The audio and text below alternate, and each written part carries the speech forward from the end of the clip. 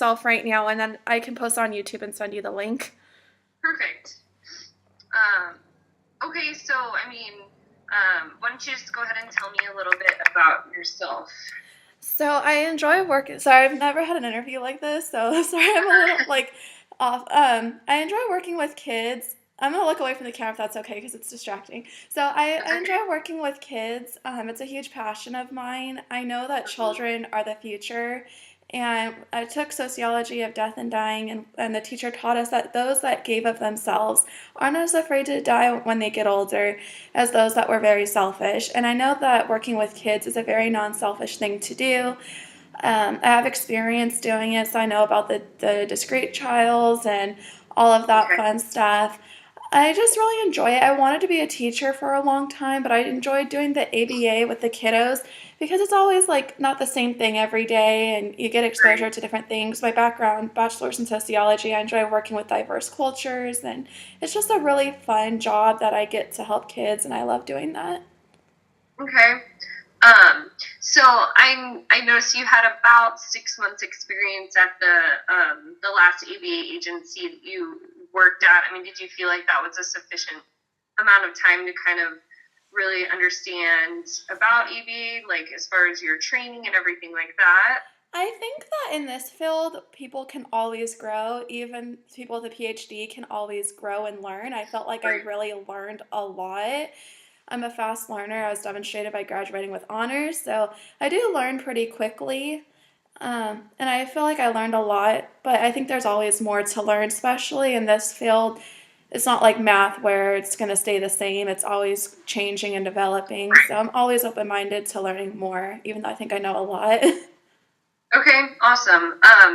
And was there a reason why it was just 6 months that you worked with that agency versus a longer period of time? They didn't offer a lot of hours, Okay. and they like the parents would cancel like within like I'd arrive at their door and Mm. they would cancel and I wouldn't even Yeah. get like I'm like I just don't want to be negative for the day. Can I at least get compensation for driving all the way out there, for scheduling my whole day around this? And Right. while I'm very flexible, I'm also a reasonable person, and I don't think it's reasonable for me to schedule my whole day around driving somewhere for nothing and they didn't even give me the gas money. So Okay. I got offered a full time job and I have student loans to pay back. So I took the full time job because I feel like if they're not even willing to work with you, like I think it should be if the parent cancels within an hour, you get something for your time if you drove out there or something. Right. Yeah. So, I mean, we have a policy in regards to that, just so you know. If you drive and the parent cancels at the door, you actually get compensated for the full session. Okay, see, Uh, that's fair. And cares, Yeah, Novita and Cares then didn't do that. also if they cancel in less than 24 hours before Hmm. the session begins, you'll be compensated for 1 hour. That's So, like, even fair. if they called in, like, Yeah, say they called in at 6 p.m. and the session was supposed to be at 10 o'clock the next morning, you get notice, obviously, that that session was canceled, so you don't have to drive out there, but you'll still yeah, be paid for an hour just because we know that, we're pretty, we really try and it's kind of a company goal to keep the parents accountable as well because just like we ask that the tutors be consistent, we also ask that the families be consistent because if they are yeah, canceling all the time, the intervention's also not going to be effective due to exactly. them as well. So we have a cancellation policy for them and stuff, and of course we do every once in a while get those certain families that do cancel all the time, but for the most part, we really try and hold our families accountable. So, I like okay, that. Not, yeah, I would have been there longer if they had that in place. It just was a pain to be driving so far and ruin my right. day. Yeah, definitely. So are you currently employed right now? No. Okay. Um, so education, so you have your bachelor's, and I know that when we spoke on the phone the other day, you had mentioned maybe wanting to go back to school in the next year. Like, what's sort of your goal as far as education wise at this point? What are you looking towards? I applied to SDSU for a master's in social work. I Okay. enjoy helping others, and so I feel like that would be a really good degree to get. I applied for the direct practice.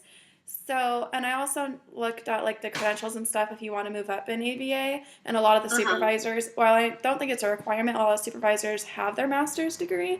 So, I feel like no matter what, it's a good jumping stone for me. Okay. Yeah, I mean, definitely your bachelor's is required for most companies as far as a supervisory position.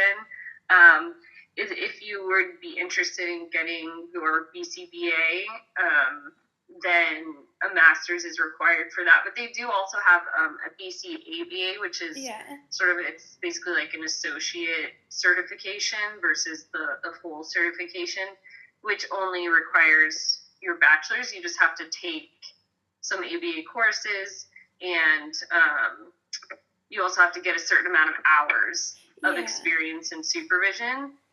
So, as far as career, if you are thinking towards ABA, that's how it's kind of set up right now.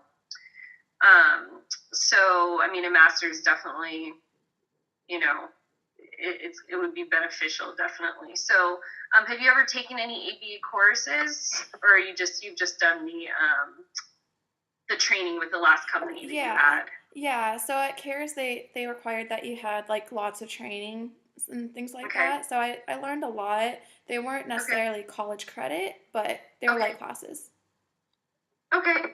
Um, so ultimate professional goal at this point, so you're kind of thinking possibly ABA, maybe social work, somewhere along those lines. I know I for sure want to help people. I'm 23 Yeah. years old, just graduated. I just got my degree conferred in November, so I know where I want to go, like helping children and working with others and things of that nature, mental health. I'm just Okay. in the process of narrowing it down exactly because there's a lot you can do. A lot of people outside the field don't realize it, but it's not all the same. The Right. psychologists, ABA, it's not all 100% the same. So I'm Right. still in the process of narrowing what I want to do exactly, but I know I want to work with others, helping Okay. others. Awesome. So why don't you tell me about your most rewarding experience in working with kids with autism? So I helped this little girl, and I learned that what I always knew the thing is, like, when you're doing a job like this, there's what you read, what you study, and then Mm-hmm. real life, kind of like driving. Right. So I was like trying so hard to get her attention in the beginning when I first started, and I was like, "Oh, look at the doll," and and then Mm-hmm. I was like, "Oh, she's not developmentally, she's not what she is physically." So once I was Right. able to learn that, I was able to work with her from a different perspective, and I ended up helping her say her first word with her mom present. And that was just really rewarding. I was like, wow. Yeah. That's awesome. Thanks. How about your worst experience? My worst experience? Mm, I mean, I've had a lot of pleasant experiences working with kids. Mm-hmm. Um, I guess. I guess my worst experience would be just in the beginning, I didn't realize that what you do with one kid is going to be different than what you do with another kid. And so Right. I had different clients. So my first one, what worked for that kiddo, I was like, oh, okay, that's what works. Okay, okay, I got this. And then I went to another kiddo and tried to do the same thing, and it had not as good results as it did for the Right. previous child. So I was like, oh, okay. So that was probably my worst experience. But when I have bad experiences, I learn from it. So now I know what works for one kid isn't 100% going to work for the next kid, and just have that in mind and realize that. Okay. Um, all right. So, you do definitely have experience working with kids with autism. What interests you about them? Like, why do you want to work with kids with autism? Because they need people that are caring, and their families really need people that are caring and loving, Mm-hmm. and it's definitely on the rise, and I just have a huge passion for helping people, and I feel like this is an area that definitely needs people like myself that care, and I know that's kind of hard for the families. I can't even imagine. So I just want to help them out for 2 hours a day or whatever it is to just teach the parents how to work with their child and maybe help them have a better life when we're gone, just to Hmm. help them have a better family life and things of that nature. Okay. So you have in-home ABA experience, correct? That's what you're Yeah. doing at the other agency. Yeah. Do you have any experience implementing ABA in the school setting? So for my full-time job that I had previously, it was a Hmm. dual diagnosis facility. It was teenage youth recovering from alcohol and substance abuse and mental Right. health disorders. And Okay. I implemented ABA in that arena. It was really helpful. The ABC is antecedent behavior consequence. That really Right. helped a lot. When I was working at the ABA job, they said, you can apply this anywhere. And Right. that really did help out. I haven't worked with ABA. I've worked in schools, but not as an official ABA person. I Okay. also did like sub, like after school daycare stuff at the elementary schools. So I would, without the kids knowing it, do ABA to get them to do their homework. They're like, wow, you're the best sub. The kids just do their homework when they're with you. And I'm like, it's called ABA. What? So, I mean, not officially, but unofficially. Okay. And I mean, so you mentioned, you kind of had a tendency to be able to get them to do things more. And I know you mentioned that you've used the ABCs and things like that. Was there any other ABA techniques that you used with them to sort of motivate them or anything? So, I would see what they really are motivated for. Building rapport is really important when you're working with children of this demographic. You need to see what motivates them. And sometimes sparkly stuff motivates them, or whatever. Like I said before, what motivates one kid is going to be different than the next. But building that rapport so you know what will work for that kid, and then just being consistent and like fading the prompts. So one thing that I learned that's really helpful is that you only give a verbal prompt if you want a verbal response. Mm-hmm. I think that's really important, and just fading the prompts as they learn more and more. And Okay. sometimes when they have the token board, doing like what's appropriate for that kid at that time. And in the beginning, that you'll want to have them consistent, but then they're going to be like, oh, okay, I'm going to get it this time. So once they start to figure that out, kind of mix it up a little bit. I learned about pets, but I haven't used them yet. Okay. And also, I do have experience with ASL. I did that for my foreign language requirement in college. So Yeah, I that, saw that on your resume. yeah, so that helped me too. Okay. I don't know if you want me to keep going or. Yeah, so I think you're doing a pretty good job of describing ABA. So, I mean, you mentioned the ABCs and the antecedent behavior consequence. You mentioned sort of prompt levels, which is awesome. Anything else you want to mention as far as what you know about ABA? That it's scientifically the best method that I know of. And Okay. I know I have really good communication skills, so I know how to talk to parents. Like if they're like, well, we do it this way, like, and I'm sensitive to their culture. Maybe they have different things, but it's like, well, this is, what's scientifically proven to be the best way. We respect what it is that you want for your kid. Also, I'm really good about not, like, even if you don't know the answer, kind of being like, oh, well, let's talk to the supervisor, but not all the time about every single thing. Like, try to be knowledgeable so that way the Mm-hmm. parents have confidence in you. Right. Um, and not just like, well, why are you here if the supervisor is the only one who knows stuff? So I kind of know where the line is between needing to call the supervisor for questions and not. So that way the parent still has confidence in you as a tutor with their kid, because ultimately you have the most amount of hours with them. And there's so many different agencies that be like, oh, well, if their tutors don't know anything, I'll just go somewhere else. So Right. I think that's what makes me a good candidate too. Okay. Why don't you go ahead and list some characteristics of autism for me? So when you look at a child with autism, what sort of defines them as being autistic? So I'm not sure if this is even a word, but the stemming, if they're tapping their head a bunch or what have you, like if they're just doing different things of that nature, clapping their hands or what have you, that might be a sign that that child has been diagnosed with autism. Okay. The one thing also that I've learned is that you have to realize that, like, when I'm watching you, I'm getting responses, not just what you say verbally, but also with your facial expressions. Like when you just nod your head, I'm like, oh, okay, she's listening to me.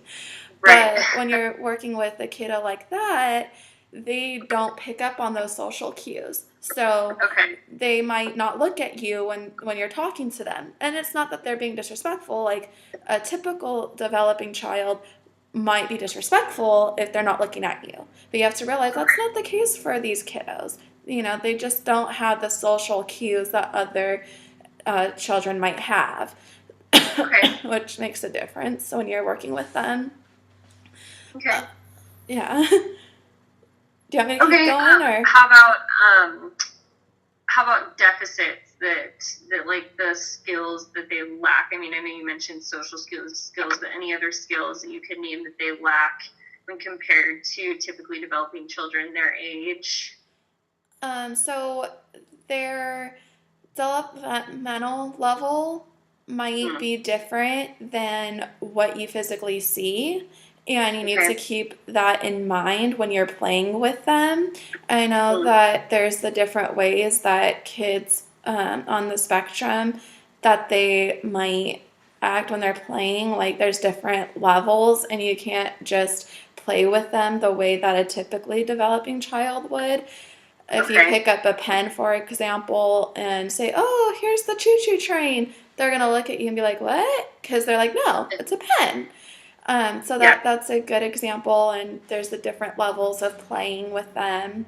PRT to make sure that when you are playing, that you're playing on the right level for them, for your supervisor. That's also not just wasting time playing, but also teaching them things.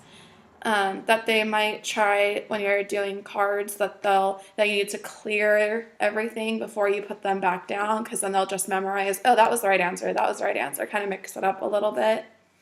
Okay. Okay. And then you mentioned earlier about discrete trials.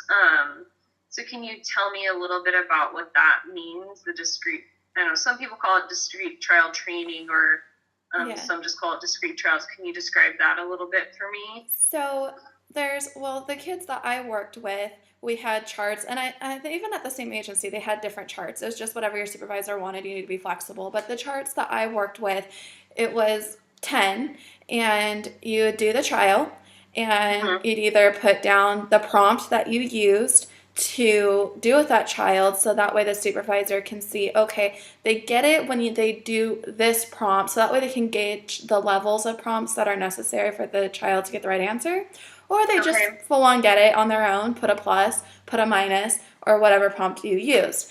And then when the supervisor will tell you what a passing score is for that specific child, what's passing for one child might be different than another.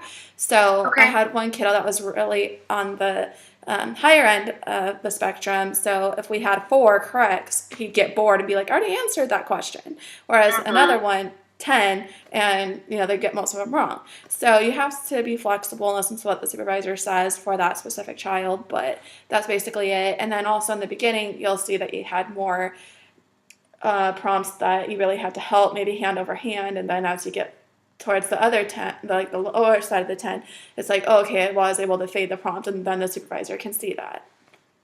Okay. And when you were doing discrete trial training, did you guys use sort of like a setup where you'd first work with an item by itself, and Yeah. then you add distractors and things like that to make sure, or was that sort of different for each child also? Yeah, I had children that were on different levels of the spectrum. So for one child, it was like 3 different ones, and then for another child, it was just one, because the attention was a short attention span, so we could only have maybe one. And then the other child that I'd have in the same day would have like three or something like that. So it just really varies. And the tutor Okay. needs to be patient with the children that might have one. They need to be just as loving and patient and caring as a child that might be quote unquote easier to deal with that has three and gets the right answer right away. Okay. Okay, sounds good. So I'm going to give you a little scenario, and I just want you to listen, and then when I'm done describing it, let me know what you would do in that situation, okay? Okay. So you're working one-on-one with a child, and you want him to build a tower using blocks. Mm-hmm. In order for him to do this, you determine that he's going to be working for a cookie. Mm-hmm. So you tell him, build a tower, and he immediately starts to cry. What do you do in that situation? Well, I see why he is crying. I would hope to know beforehand, like build rapport, so that way I can evaluate why he's crying, if he's eloping or if he's truly emotionally distraught about the situation, if it's Right. causing him anxiety, or if he's just trying to get attention seeking. Know your kid, so that way when they do something like that, you know like why they're doing what they're doing. And then also, with that, talk to your supervisor beforehand so that way you have that rapport with your child. So I think that's what I would do is evaluate why it is that my child's doing what they're doing. Okay. And then that would kind of determine what I would do if I knew why, like the cause, like the antecedent, then that would dictate what I would do as a consequence for that behavior. Okay, so that's great that you're kind of thinking through that process. That's really good because obviously, depending on what the function of that behavior is, determines what consequence you're going to give, which you could possibly even do something that would make the behavior worse if you're not thinking in those terms. Exactly. So let's say in this scenario that the child is crying because he's trying to obtain the cookie. So this is a newer kid that hasn't quite understood the contingency that, okay, like in order for me to get what I want, I have to perform some task that I'm being asked of. So in that situation, so basically the function he's trying to obtain and what he's trying to obtain is the cookie. So you tell him build a tower, but he sees the cookie, over to the side, and he really wants that right now. So he starts to cry. So what would you do in that situation? What I've done in the past is I have the cookie or the high preference item by me, and then I would be like, say very consistently, like even if you're inside getting a little agitated, just very consistent with how you say it. And build tower, then cookie. So you don't want to give them like a bunch of words. Now first build the tower, then we're going to have the cookie. They're going to get confused. So you need to be consistent and not give in. As much as you might care about that kid, you need to realize this is in their best interest and remain consistent with how you say it. First tower, then cookie, or however it is that the SD is that you're supposed to say, and just keep being consistent. Okay, good. So making sure that you definitely follow through with the instruction prior to allowing them access to that reinforcer. So that's good.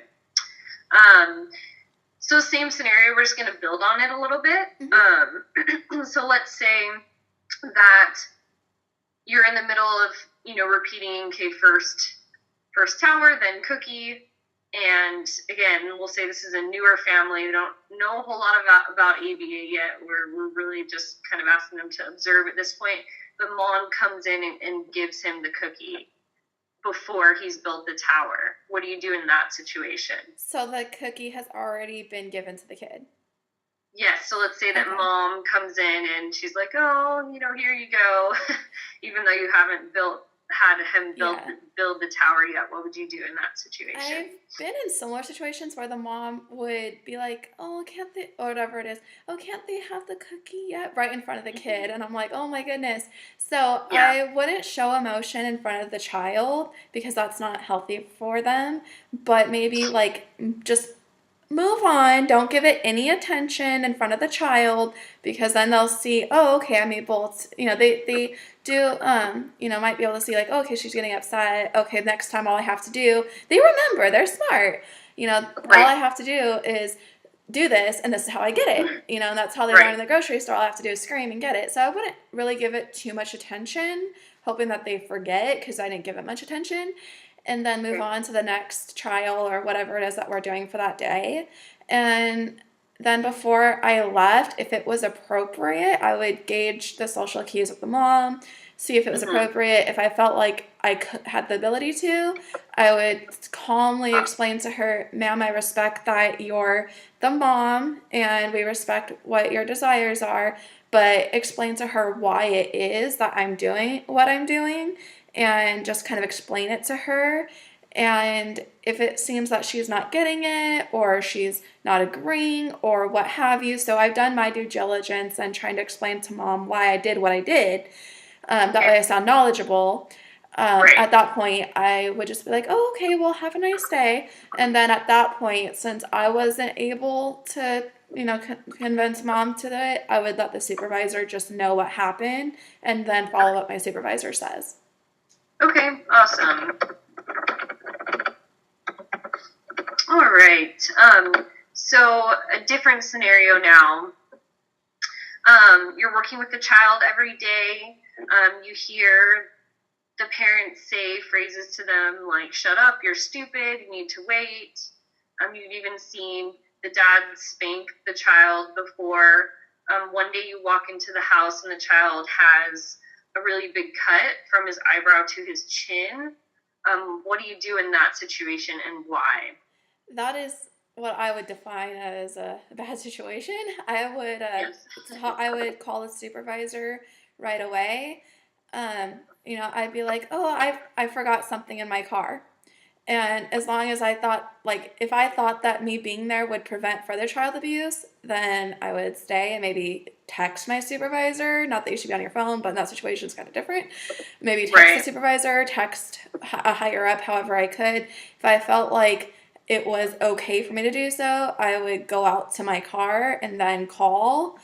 If I couldn't reach anybody at that point with the cut and everything else that you described, I would like if I would try to reach a higher up, but if I couldn't, for liability for myself and liability for the business, I would just call CPS if I couldn't reach anybody. I called the office, called the supervisor, nobody's answering.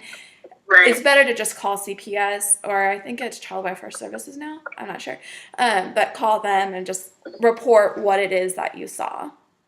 Okay.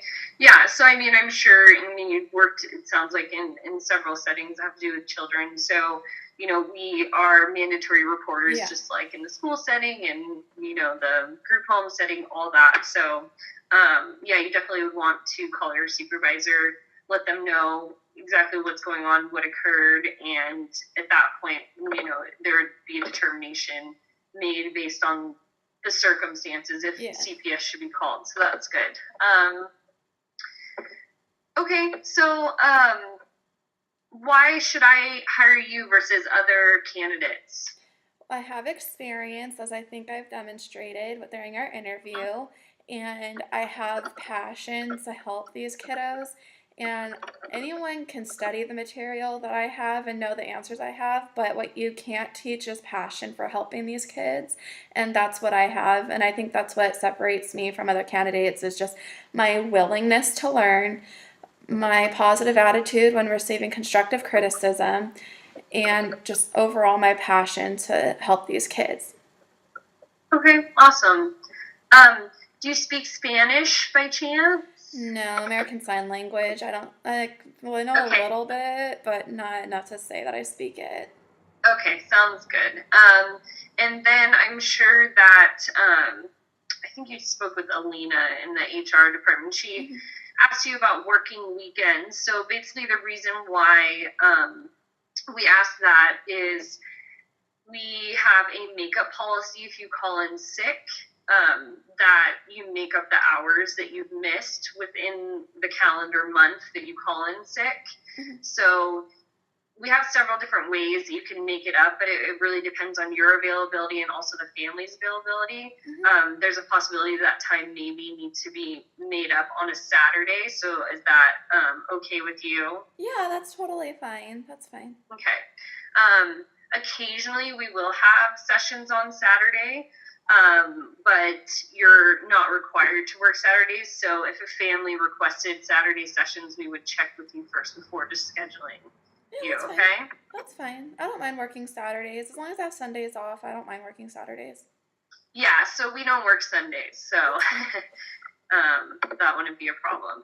Okay, so I mean, I know you and I kind of talked on Wednesday about the ups and downs, and you had a little bit of concerns, and I mean, it sounds like you've had, some definite experience about what this field is like. There's definitely some really great positives about it, but there's also some downfalls that are kind of just the nature of this field, and that does include like you were talking about the last minute cancellations. Yeah. You may even show up at the house, which can be a little irritating, and they cancel then. The other thing is what we kind of talked about the other day, in that, yes, we try and give you as many hours as possible, but it's really out of our control as far as we don't know when the next client we're going to get, and also what their availability is going to be. We could have a family that suddenly moves or suddenly ends services for whatever reason, and that may decrease your hours. We may not have something to give you immediately. So all those kind of ups and downs, just want to make sure that you're really thinking about that and that you're comfortable with those things.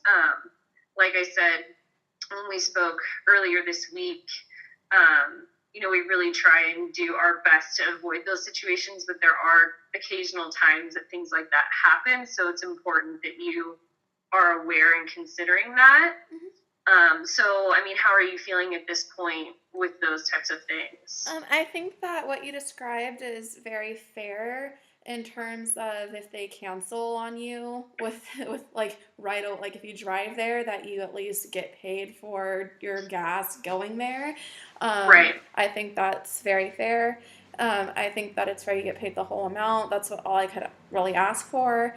And as long as it wouldn't interfere with me going to school next school year, I would definitely, if you were the supervisor, keep you informed about, hey, this is when grad school starts. I got accepted. Right. Like, it wouldn't be like a surprise. If I Right. had to get another part-time job to compensate for the lack of hours, then I would give plenty of notice, not like a 2 weeks notice, like I'm quitting, but like a 2 weeks, like, oh, this is my schedule changing. Right. So as long as you guys are fair, like I'm fair, I'm flexible, as long as you guys like realize that this would be my number one. But if there was difficulties, I'd have to offset them another way. And as long as you guys understood that, that's fair to me, that's fair to you. That's how I feel about it. Yeah, absolutely. So, as long as you give us plenty of notice, I mean, typically what we do is we do monthly schedules for the kids. So, let's say for February schedules, we're done with February schedules mid-month. So if you were to let us know, by mid-month the previous month, we can totally work with you. And we always try and work with our tutors a bit. It's like you said, if you make a last minute availability change, of course, we'll try and work with you, but it makes it a lot more difficult. So, sure. It really depends on how much notice you give us. And if you give us a decent amount of notice, then we're almost always able to work with you. So, yeah, that's fine. And like I said before, a lot of our tutors have other jobs. They also have school, a lot of them as well, because I mean, a lot of times it's kind of a nice job to have while you're in school, because you may only work like 3 or 4 hours a day. It gives you a lot more flexibility than other other types of jobs. So great. And how far are you willing to travel? You're located in Chula Vista? Yeah. So as long as Okay. my first and ending client are within 20 miles of my home address, then I'm fine with that. And then in Okay. between, So, just so you know, we don't pay mileage to and from clients' homes. We pay mileage between. yeah. So, for example, if you were to have two kids, like, I mean, the hours in your area that we're looking to fill right now, I think there's like 4 days that we would have you, and 2 or 3 of those you'd be going between clients. So we do pay mileage up to 30 miles between kids. And I want to say I think it's 45 cents a mile at this point. So it compensates for gas plus some wear and tear on your car as well. So that's kind of how we set up right now. But it is important for you to know, like, say you had one kid just throughout the whole day, so you wouldn't be paid for mileage for that kid because it's considered just to and from work. Does that make sense? Yeah. So as long as the first and the last are within 20 miles, and then since there's that 30-mile contingency in between, as long as there wasn't like more than 30 miles between, then that's fine with me. Okay, and then your open availability at this point? Yeah, anytime. I'm free. Okay, awesome. All right. So as far as pay, so typically speaking, depending on your education, your experience, we start tutors between $14 and $18 an hour. What's nice is within the next year, we're going to be implementing the registered behavior technician position, which will actually bump you up quite a bit pay-wise. But until we have trained you in that field, we're still sticking for now that 14 to 18 range. So keeping that in mind, what do you feel would be a fair pay for you at this point? Well, what is your average bachelor's student, someone that graduates with their bachelor's? What do they typically think? Well, it depends, because sometimes we get people that even have like a bachelor's and master's, but they don't really have, they may have experience in the classroom, or they may have, but they don't have direct ABA experience. So, I mean, obviously, like the $18 an hour is going to be more for someone that has their master's, maybe has taken some ABA courses, things like that. But usually like if you have some ABA experience and you have your bachelor's, you're looking around, the mid, so around 16, maybe a little bit more. That sounds fine. That's fine. Okay. That's fine. I have my bachelor's and I have some experience, as I demonstrated speaking with you. So I think I qualify in what you just described. Okay. Perfect. So, I mean, I definitely would like to go ahead and check your references. What I'm going to do is I'm going to email you a form that you're going to need to sign. It's an authorization for us to check your references, and then you can also list your references on there, those 3 professional references that we talked about. And then the one other thing that I'm going to send to you to sign is a confidentiality agreement. And basically, before we, so let's say, I do have a couple other people for this area, for this these hours to interview. But if we do choose you as sort of our number one candidate at this point, we do offer you the hours before you give us a final decision on your part. We do ask you to go and observe a session. Obviously, it's probably going to look pretty similar to what you've seen before. We just want to really make sure that you know what you're getting into, and kind of how we run things as a company, because even from one ABA agency to another, sometimes things can be very different. So that confidentiality agreement, obviously, you'd be at one of our clients' homes. You'd have access to confidential information, so we need you to sign that as well. So I'm going to send you those over right now. So if you can get those back to me by Monday. I mean, if you can get them to me today, great. We can start checking references first thing Monday morning. But you could definitely send those back to me by Monday so we can go ahead and start checking your references. Does that sound good? Yeah, and I'll post the video to YouTube and I'll send you the link. Perfect. Yeah, I appreciate you doing that. Okay. Any other questions or concerns, No, comments, anything for me? no, it's a pleasure speaking with you. Yeah, you too. I'm sorry that GoToMeeting stuff didn't totally work out. Oh, we it's figured it out. it's kind I'm of a new flexible. process for me, so I appreciate your patience with all of it. Not a problem. It's a pleasure speaking with you. Thank you so much. You as well. Thanks, Chantel. Bye. Bye.